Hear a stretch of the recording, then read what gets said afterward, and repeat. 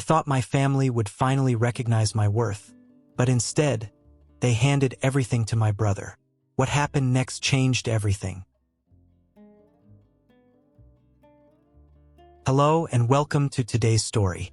What are you up to right now?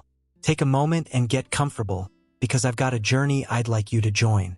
Today, we're diving into a story about a character who is forced to face a tough situation. One that many of us can relate to in some way. Have you ever been in a position where everything you've worked for seems to slip through your fingers? Where you've been overlooked, underestimated, and dismissed? Well, stick around till the end to see how the character rises above it all. You'll definitely want to see how this story unfolds. Also, if you enjoy these stories and want to see more, I'd really appreciate it if you could help me hit 1,000 subscribers soon. It would give me the motivation to keep creating and sharing more compelling stories with you all. Thanks so much for your support. The moment I was born, my existence seemed to be overshadowed by the person my father always wanted me to be. I remember growing up in the sprawling, picturesque home in the suburbs of New York, a home that was meant to reflect the success of a family business that had been built from the ground up. My name is Cassidy Blake, and I spent the first 30 years of my life feeling like I didn't belong. Not because of anything I lacked, but because of everything my father saw in my brother, Brandon Blake. From the moment he was born, it felt like Brandon became the golden child. I didn't fully understand it at first. I was 7 when he came into the world, and I could feel the air shift the moment my father heard the words, "It's a boy." The celebration in his eyes that day wasn't just for a son. It felt like the final puzzle piece had been found, the piece that would finally complete our family legacy. But what about me? I wasn't just the older sister. I was the one who excelled in school, who kept my head down and worked hard. I went out of my way to make my parents proud, but nothing seemed to stick.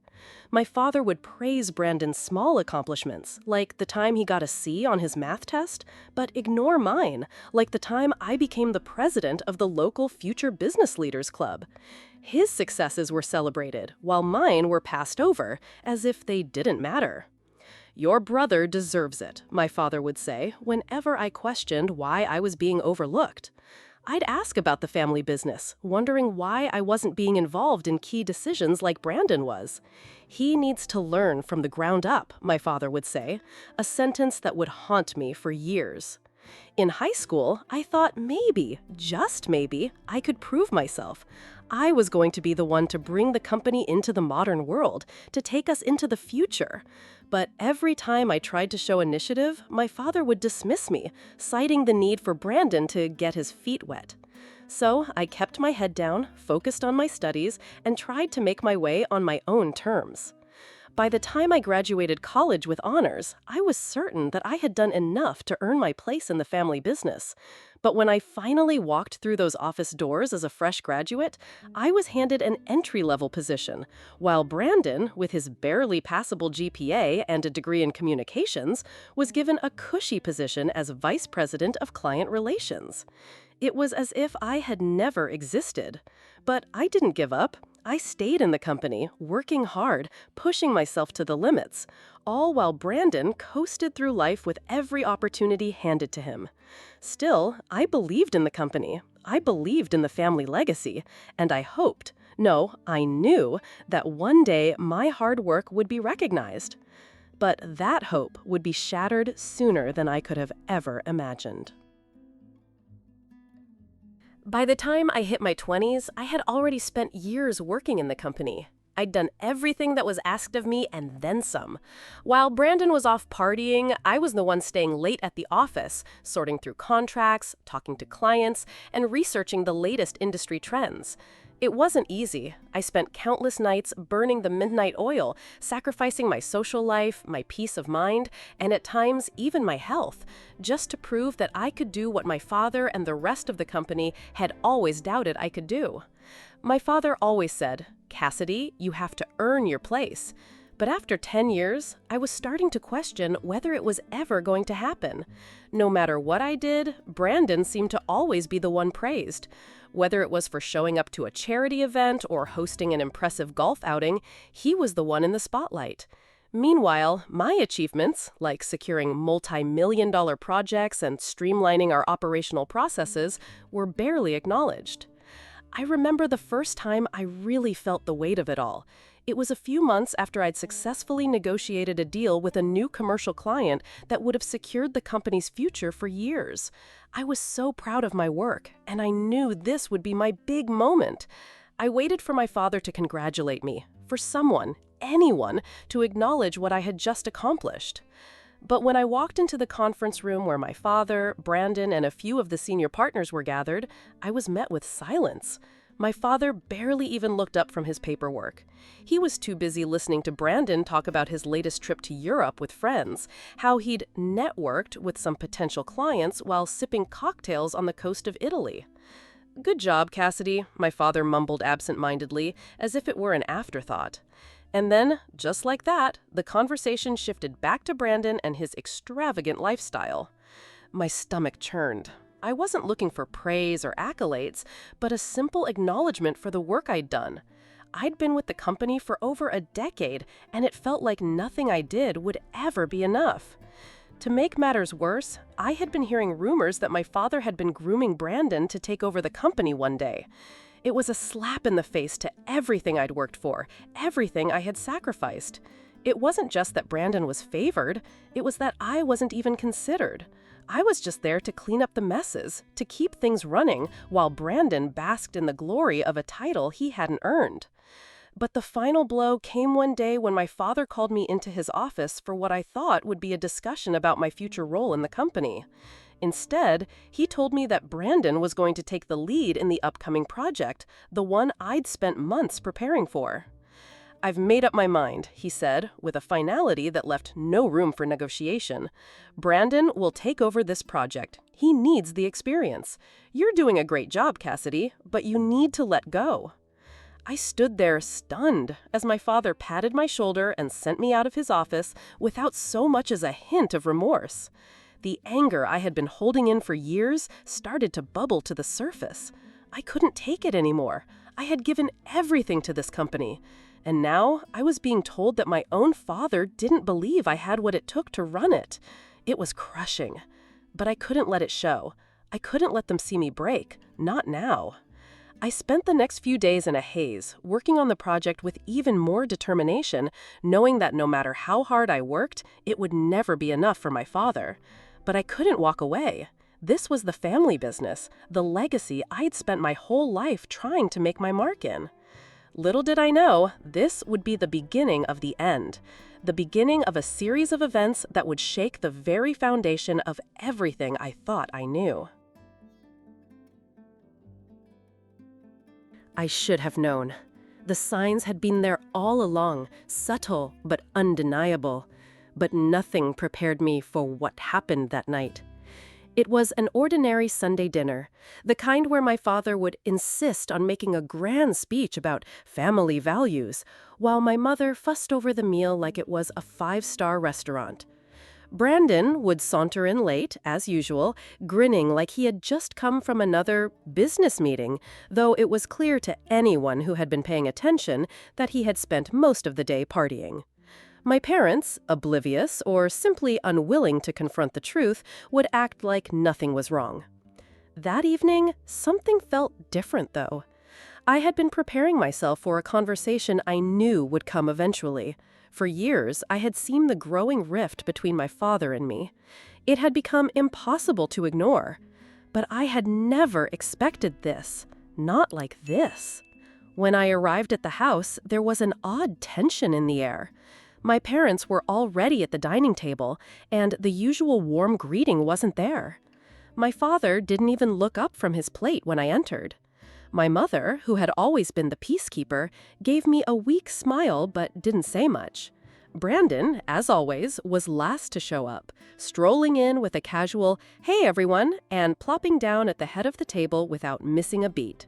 I sat down in my usual spot, next to my father, and tried to shake off the unease that had settled in my stomach. I had no idea what was coming, but I knew it was something I wouldn't be able to come back from. It started with the usual small talk about the weather, the latest gossip from my old friends, and how much my father was looking forward to his upcoming golfing trip with his business associates. The conversation flowed, but there was an underlying sense that something was being avoided. And then, finally, it happened. My father cleared his throat and raised his glass. A rare occurrence. Usually, he only did this when he had something important to say. I braced myself, trying to act calm, but my heart was already racing. I felt the heat creeping up my neck, my palms starting to sweat. "We've been talking," my father began, his voice a little too steady, too rehearsed, "about the future of the company." I forced myself to meet his eyes, but they were cold, detached, like I was just another business decision he had to make instead of his daughter, the one who had worked tirelessly for years to prove her worth. "Cassidy," he said, his voice betraying no emotion, "your mother and I have decided it's time to start stepping back from day-to-day operations. We've put a lot of thought into this, and we think it's the right time for someone to take over." I felt a knot tighten in my stomach. I didn't know what he was about to say, but I could feel it coming. I could already hear the words in my head. Brandon, looking utterly smug, leaned back in his chair, his fingers casually tapping on the rim of his wine glass. "So, what are we talking about here, Dad?" he asked, his voice smooth, confident, as if he already knew the answer. My father turned toward Brandon, a smile creeping onto his face. "Well, son," he began, and my heart sank. "We've decided that you'll be taking over Patterson Construction, effective immediately. You'll be the one to lead the company into the future." I froze. The world around me seemed to stop spinning for a second. The words felt like they were echoing in my ears. I didn't want to believe it, but there it was. The decision was made. My father, the man I had worked so hard to please, the man whose approval I had craved my entire life, had just handed everything to Brandon. It was the moment I had been dreading, the moment that confirmed what I had been suspecting all along, that everything I had worked for, all the long hours, the sacrifices, the energy I had poured into this company, meant nothing to him. Nothing at all. I looked at Brandon, sitting there with that smug look on his face, like he had just won some kind of prize. My heart filled with rage, but I stayed calm. I had to. There was no room for weakness in this moment. "You're giving him the company?" I finally managed to ask, my voice surprisingly steady, though I could feel the anger bubbling beneath the surface. "After everything I've done for this family? For this company?" My father barely looked at me. "You've done great work, Cassidy," he said, but his words felt hollow, like they were just a formality. "But Brandon is the one who will carry the name. He's the one who will lead us forward." I couldn't believe what I was hearing. I had spent 15 years proving myself, and yet here I was, rejected, discarded, as if I had never mattered. "Brandon deserves it," my father said, his voice firm, as if that one sentence could justify everything, as if that was all it took to make it okay. I stood up from the table, unable to sit there any longer. "So that's it?" I asked, my voice trembling. "That's how this ends? After all the years I spent building this company, you're just going to give it to him?" "Cassidy, calm down," my mother said, her voice soft, pleading. "It's what your father thinks is best." "Best?" I spat, feeling my frustration surge. "What's best is that I've been fighting for this family, for this company, for years, and you hand it all to him, the one who's never worked a day in his life, the one who's never cared about anything except himself." Brandon finally spoke up, his voice dripping with condescension. "Don't worry, sis," he said with a smirk. "Maybe I can find a place for you in the new organization. You know, HR or something." My hands clenched into fists, but I knew this wasn't the time for violence. Instead, I turned and walked out of the room, my heart pounding in my chest. I heard my father call after me, but I didn't turn back. As I stepped outside into the cool night air, my mind raced. I had spent my whole life trying to fit into a family that would never accept me for who I was. And now, it was finally clear. I had been nothing but a tool, a pawn, in a game I would never win. But I wasn't done yet. Not by a long shot. It took me a long time to process everything that happened that night. The words, "Brandon deserves it," echoed through my mind, like a constant reminder of how deeply I had been overlooked. I spent days pacing around my apartment, replaying the dinner in my head, trying to make sense of it. But there was nothing to understand. It wasn't about fairness. It wasn't even about competence. It was about something deeper. It was about my father's need to fulfill his vision of legacy, even if it meant sacrificing the one person who had truly believed in it. I knew in that moment I had two choices. I could stay, keep playing the role of the dutiful daughter, or I could walk away and build something of my own. I chose the latter. Walking away from Patterson Construction wasn't easy. It wasn't just about leaving a company. It was about leaving my entire family behind. My father had made it clear, without ever saying the words directly, that I wasn't wanted, that I wasn't necessary. He had given my brother everything, while I was left with nothing but empty praise and a seat at the children's table of his success. But that night, I realized something I hadn't fully grasped before. I wasn't just angry at them for overlooking me. I was angry at myself for letting them decide my worth.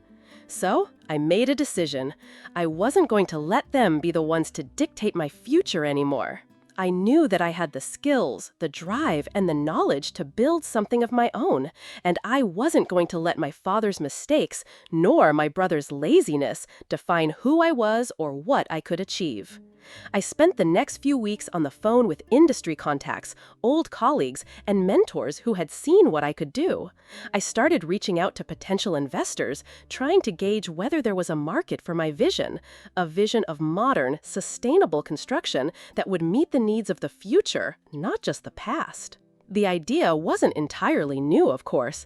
It was something I had been pushing for at Patterson for years, a focus on environmentally friendly materials, energy-efficient design, and new technologies that could streamline construction processes. But my father had always dismissed it.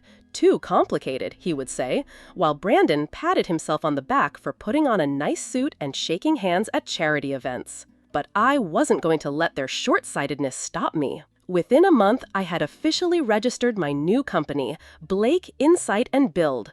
It was a small start, but it was mine. I began building a team, reaching out to sustainable building experts, and bringing in young engineers and architects who were just as eager as I was to change the face of the construction industry.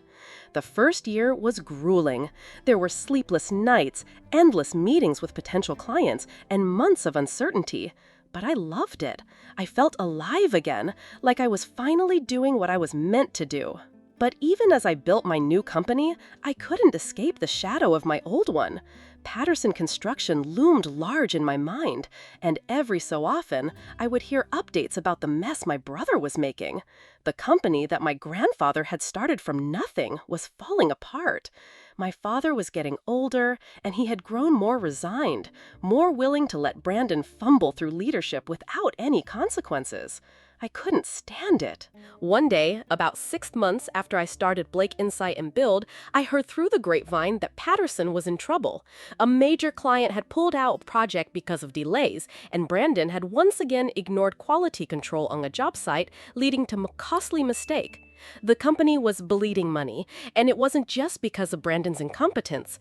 It was because my father had neglected to keep up with the changing times. They were living in the past while the world around them moved forward, and worse, they were asking for my help. I didn't hesitate. I knew that I had to intervene, but I wasn't going to do it for free. I wasn't going to rush in and fix their mistakes out of some misplaced sense of duty. If I was going to save Patterson, it was going to be on my terms. I had built Blake Insight and Build from the ground up, and I wasn't about to throw away everything I had worked for just to prop up a failing legacy. I called my father. His voice cracked when he answered. "Cassidy, he said, like he had been waiting for this moment. "We need your help. The company is falling apart, and I don't know what to do." I could hear the desperation in his voice. It stung, but I didn't let it show. "I know," I said, "and I can help you, but on my terms." My father was silent for a moment. I could imagine him sitting in his study, looking at the paperwork in front of him, the weight of the decision pressing down on him. Finally, he spoke. "What do you want?" "I want control," I said, my voice firm. "Not just a seat at the table. I want 51% ownership of the company. I want full authority to make the changes that need to be made. If you want my help, you'll have to give me the power to fix this." There was another long pause. My father wasn't stupid. He knew what this meant, but I could tell he was considering it. I had never asked for anything like this before. I had always been the good daughter, the one who kept her head down and did what was expected of her. But now, I was asking for something that would change everything. Finally, he spoke. "All right," he said, his voice resigned. "We'll do it. But you'll have to work with Brandon. He'll be the face of the company." I bit back a laugh. "The face? Fine. But you and I both know that I'll be the one running things." We agreed on the terms, and just like that, I was back in the game. But this time, I wasn't going to play by anyone else's rules. This time, I was going to take control and rebuild Patterson from the ground up. I was going to show my father, my brother, and everyone else that I wasn't just the daughter who had been overlooked. I was the one who was going to save the company on my terms. The moment I stepped back into Patterson Construction, I felt like a stranger in my own home. The place had changed in ways that were too subtle to be immediately obvious, but still glaring in their implications. The once pristine offices, the bustling conference rooms, the employees who had been here longer than I had been alive, all of it was slipping away.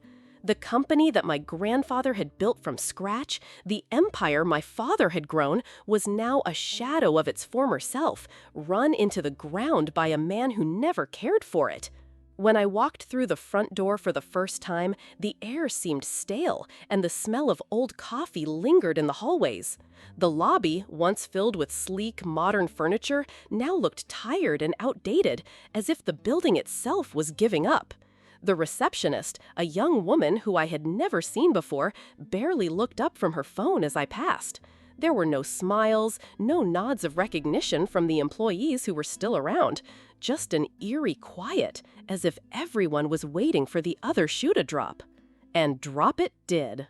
Brandon, for all his bravado, had somehow managed to push the company to the brink of bankruptcy. The project management team was in disarray, with key members quitting or being fired for reasons no one could quite explain. The client list was shrinking faster than we could sign new contracts, and the phone calls from angry clients were becoming more frequent. I spent my first week simply reviewing the books, going through the numbers with a fine-tooth comb, and what I found was worse than I could have imagined. Brandon had mismanaged the company's funds on a scale I couldn't even fathom. He had taken out loans without consulting anyone, relying on the company's assets to cover personal expenses, vacation homes, luxury cars, even a yacht. The office supplies were being bought on credit cards, and the company's overhead had ballooned into something unsustainable. The worst part was that my father, who had once been a formidable businessman, had turned a blind eye to it all. He had allowed Brandon to run wild, too afraid to step in, too comfortable in his own retirement plans. But I wasn't going to sit idly by and let it all crumble. I had a plan. I had always had a plan. The first thing I did was call a meeting with the senior staff.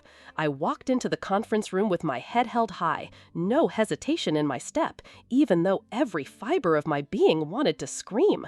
This company was my family's legacy, and I was not about to let it die without a fight. I wasn't going to let Brandon's incompetence destroy everything we had built. The room fell silent as I entered. Brandon was there, of course, sitting at the far end of the table, looking as smug as ever. His face twisted into a frown when he saw me, but he didn't say anything. My father was seated next to him, but he didn't even look at me. He was staring at the papers in front of him, avoiding my gaze. I could feel the weight of his disappointment in the air. "All right," I said, breaking the silence. "Let's get down to business." I turned to the rest of the staff, the people who had stuck around, who still cared about this company. "We have a lot of work ahead of us. First, I'm going to make some changes. I'm taking control of operations, and we're going to rebuild from the ground up. This isn't going to be easy, but it's the only way we're going to survive." There were murmurs around the room, some of them skeptical, some of them relieved. I knew it wouldn't be easy. I knew I'd fight every step of the way to prove myself to these people, who had seen me as nothing more than the overlooked daughter of the boss for so long. But I was done with that. I was done playing nice. I was done letting my father and my brother call the shots. I laid out my plan for the company's immediate future. First, I would cut unnecessary expenses. The company had been hemorrhaging money for months, and it was time to stop the bleeding. I'd start by firing the dead weight, the people who had been brought in during Brandon's reign of incompetence, and bring in experienced professionals who actually knew what they were doing. Next, I would renegotiate contracts with our vendors, making sure that we were getting the best possible rates for materials. We had to stop wasting money on things that weren't contributing to the bottom line. I also planned to bring in a new financial team, one that would focus on restructuring our debt and getting the company back on solid ground. Finally, I would focus on rebuilding our relationships with clients. I had spent years fostering connections in this industry, and it was time to use those relationships to bring back the business we had lost. I would personally reach out to every major client, offering them incentives to come back and give us a second chance. Brandon wasn't happy about any of it. He argued, of course, about my decision to remove his friends from their roles and cut certain perks that he had been given. He even tried to assert his authority, but I wasn't having it. "Brandon," I said, cutting him off mid-sentence, "you're not in charge anymore. You've had your chance. Now it's my turn. I'm going to fix this mess, whether you like it or not." His face flushed red with anger, but he didn't say anything else. He knew he had no choice but to comply, and if he didn't, well, there was nothing more I could do to him. My father, who had been quiet throughout the meeting, finally spoke up. "Cassidy," he said, his voice soft, "I'm sorry. I should have seen this sooner. I should have recognized your dedication all along." It was a hollow apology, and it wasn't enough. But at least it was something. The days that followed were a whirlpool of meetings, calls, and countless hours spent behind closed doors. The company that I had worked so hard to build, well, to salvage, wasn't going to turn around overnight. But I wasn't going to let this place die, not on my watch. There were too many people who depended on it, too many families that would be left without jobs if I failed. This wasn't just about saving Patterson Construction. It was about saving the values my grandfather had instilled in us, values that had been overshadowed by greed and incompetence. It was around the third week into my restructuring plan when I got the first real sense of how deep the damage was. My financial team came to me with the news. The debt was worse than we had calculated, and the company was now on the brink of defaulting on several critical loans. It was a stark reminder of the state we were in. A family business that had once been a powerhouse was now just days away from being swallowed up by its own debts. Brandon, as expected, was no help. He had shown up for the meetings, but he wasn't actively participating. His idea of contributing was to make small talk with the clients we had managed to hold on to and offer them vague promises about the future. I couldn't understand how someone could be so detached from the reality of the situation. I couldn't fathom how my father had let him take the reins. The tension in the office was palpable. Everyone knew that the changes I was making were necessary, but not everyone was convinced that I could turn the company around. I wasn't just fighting to save the business. I was fighting to prove my worth to my family, to prove that I deserved a seat at the table. But the more I fought, the more I realized that the table I was trying to sit at wasn't the one I needed to be at anymore.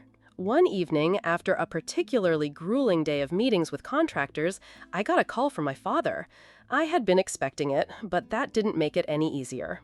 "I need to talk to you," he said, his voice low and cautious. "It's about the company, and about you." I didn't hesitate. "I'll be there in 20 minutes," I said, grabbing my coat and heading for the door. There was an urgency in his tone, something that I hadn't heard in years. I knew that whatever he was about to say, it wasn't going to be easy to hear. When I arrived at my parents' house, the familiar, comfortable space felt foreign. The house was quieter than usual, almost too quiet. My father was sit at a kitchen table, look older than I remembered. There were lines on his face that had been there a few months ago, and his shoulders seemed to carry the weight of the world. "I've been thinking," he started, taking a slow breath, "about everything that's happened. About the company, about Brandon, about you." I sat down across from him, folding my arms over my chest. I wasn't sure where this was going, but I was ready for whatever he had to say. "Cassidy, I owe you an apology," he said, his voice cracking slightly. "I should have seen it. I should have known how hard you've worked. I should have known how much you've sacrificed for this family. I didn't see you. And for that, I'm sorry." The words hit me harder than I expected. For years, I had begged for my father to acknowledge me, to recognize the effort I had put into this company. But hearing it now, hearing him say it with such raw honesty, was almost too much to bear. "I didn't do it because I wanted your approval," I said quietly, my voice steady. "I did it because I believed in the company. I believed in what we could be. But you and Brandon," I stopped myself, not wanting to go down that path, "you let it all slip away." My father nodded, his eyes filled with regret. I know I've made mistakes, and I've let Brandon make his mistakes. But I'm asking you for help, for the company, for the family. We need you, and I need you." I had heard those words before, long ago, when I was just a little girl. "I need you" was something my father used to say to me when he needed my help with something, when I was a child, when I was small enough to be controlled. But now those words felt different. They felt like a plea, a last-ditch effort to fix something that had been broken for far too long. I didn't respond right away. My mind was racing, my emotions on edge. I had spent so many years trying to prove myself to this man, trying to earn his approval, his respect. But now, the question wasn't whether I could fix Patterson Construction. It was whether I even wanted to anymore. "I've been working for this company my whole life," I said, the words coming out before I could stop them. "I've sacrificed everything for it. And for what? To be overlooked? To be dismissed?" My father opened his mouth to speak, but I cut him off. "No, let me finish. You gave everything to Brandon. You handed him the company, the legacy, everything you built. And what did he do with it? He trashed it. He ran it into the ground." I could see the hurt in my father's eyes, but I didn't care anymore. I was past caring about his feelings. What I cared about now was whether I could still make a difference, whether I could still save something from the wreckage. "I'm not doing this for you, Dad. I'm doing it for me, and for everyone else who's been left behind." There was a long pause, and then my father spoke again. "What do you need from me, Cassidy?" I took a deep breath, feeling the weight of the decision I was about to make. I need control. I need full authority to make the changes that need to be made. I need to be able to rebuild this company the right way. And if you want my help, you need to trust me. Trust that I can fix it. My father nodded slowly, his face unreadable. "You'll have it. You have my word." It was the moment I had been waiting for, but it didn't feel like a victory. It felt like the beginning of something harder than I could ever have imagined. The morning after my conversation with my father, I woke up feeling like a completely different person. It wasn't relief or triumph that I felt, but a sense of heavy responsibility. I had just taken control of Patterson Construction, officially, legally, and irrevocably, and the weight of that decision was starting to sink in. I wasn't naive enough to think that the road ahead would be easy, but for the first time in my life, I wasn't working to meet anyone else's expectations. I wasn't proving myself to my father. I wasn't competing for my brother's approval. I was doing this for me. I was doing it for the people who had stood by the company for years, who had believed in the vision of what we could become. I spent that first day in the office making calls, drafting plans, and speaking with key stakeholders, vendors, clients, and internal leaders. I was hands-on, working to fix the mess Brandon had left behind. It wasn't glamorous, it wasn't fast, but it was real work, the kind that had always been buried beneath the shiny promises and superficial gestures that had marked my family's approach to business. The first step was dismantling the chaos Brandon had left in his wake. The company was built on shaky ground, held together by good intentions, but undermined by mismanagement and poor decisions. And the truth was, the company wasn't just financially unstable, it was morally unstable too. For years, I had watched as my father and Brandon turned a blind eye to the problems, hoping they would go away, but they never did. And now, I had to fix it. I began by firing the people who had been placed in roles for no reason other than their personal connections to Brandon. They weren't just bad at their jobs, they were actively harming the company.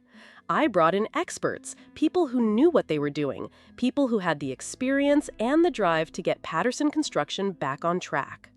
But even with the best team in place, I knew the company needed a shift in culture. It wasn't enough to just balance the books or secure new contracts. The company had to believe in itself again. It had to return to the core values that had built it in the first place: integrity, commitment, and innovation. And that started with me. I knew I had to lead by example. I had to be the one who set the tone, the one who proved that doing the right thing would always lead to success. The second big challenge was reestablishing trust with our clients. In the last year, we had lost many high-profile contracts. Clients had walked away, unable to rely on our team to deliver on time, on budget, and with the quality they had come to expect. I had a list of people to call, and I knew I had to make it right. So I did what I had always done, worked tirelessly, without pause, without hesitation. I called every single one of our clients. I met with them in person, I explained what had happened, and I asked for a chance to prove that Patterson could be trusted again. Some of them were skeptical, others just flat out angry. But a few understood. A few saw that I wasn't just offering empty promises, I was offering real solutions. I was showing them the new Patterson Construction, one that would work harder, smarter, and with more integrity than ever before. Slowly, the tide began to turn. We secured a few small contracts, projects that I knew would be difficult but essential for proving ourselves. The first few were rough. There were setbacks, delays, and hiccups along the way. But for the first time in years, I felt like the company was moving in the right direction. We were doing the work, we were doing it well, and we were proving that Patterson Construction wasn't dead. It was just in a coma, waiting to wake up. But as we worked to rebuild, there was one thing I couldn't ignore: my brother. Brandon had been completely out of the picture since I took control, refusing to participate in any meetings or discussions. At first, it didn't bother me. I had enough on my plate without worrying about him. But as the company began to show signs of life, I couldn't shake the nagging feeling that I hadn't heard the last of him. One afternoon, as I sat in my office going over contracts, my phone rang. It was an unknown number. I hesitated for a moment before picking up. "Cassidy?" The voice on the other end was unmistakable. It was Brandon. "I'm listening," I said, my voice calm but guarded. I want to talk," he said, his tone softer than I expected. "I know things have been difficult, but I'm not blind. I see what you're doing, and I need to apologize. For everything. For the company, for Dad, and for how I treated you." I wasn't sure what to say. Brandon's apology, if that's what it was, came as a surprise. I'd never expected him to admit his mistakes. I had spent so much time resenting him, angry at him for taking what should have been mine. "I don't need your apology, Brandon," I said, my voice steady. "I just need you to stay out of the way. I'm fixing this. I'm saving the company. But it's not going to happen if you're still around, trying to undermine everything I do." There was a long pause. I could hear him breathing on the other end of the line. I understand," he said, his voice barely a whisper. I'm sorry. I don't want to get in your way. I just wanted to say it while I still can. The line went silent for a moment, and I felt a strange mix of emotions. Relief? Anger? Regret? It was hard to tell. I'll take it from here, Brandon, I said, finally, my voice resolute. You need to let go. I will, he replied. Good luck, Cassidy. The call ended. I sat there for a moment, staring at the phone in my hand, a strange sense of closure washing over me. Brandon had said he was stepping away, but whether that meant he was truly out of my life for good, only time would tell. But at least for now, I had taken control. I had fought for what was mine, and I had won. Now it was time to finish what I had started and prove that Patterson Construction wasn't just a legacy of failure. It was a legacy of perseverance, of integrity, and most importantly, of my own strength. So, that's where my journey led me. Through pain, through triumph, through the very depths of family and business conflict. It wasn't an easy path, and it's still not over. The decisions I made along the way, the sacrifices, the heartbreak, and even the moments of redemption, they all shaped me into who I am now. And while I've taken control of Patterson Construction, there's so much more to rebuild, more lessons to learn, and more challenges to face. But here's the thing, I don't need anyone else's validation anymore. My worth isn't determined by my father, my brother, or anyone else who doubted me. It's defined by what I've built, what I've fought for, and what I'm still striving to achieve. And that, my friends, is the real legacy. What do you think about this journey? Do you agree with the choices I made? Have you ever been in a situation where you had to fight for your worth? Leave your thoughts and comments below. I'd love to hear your stories. And don't forget to like and subscribe for more stories that delve into the highs and lows of life, business, and everything in between. Thank you so much for listening and following along with my journey. Until next time, remember, your worth is not defined by others. It's defined by you.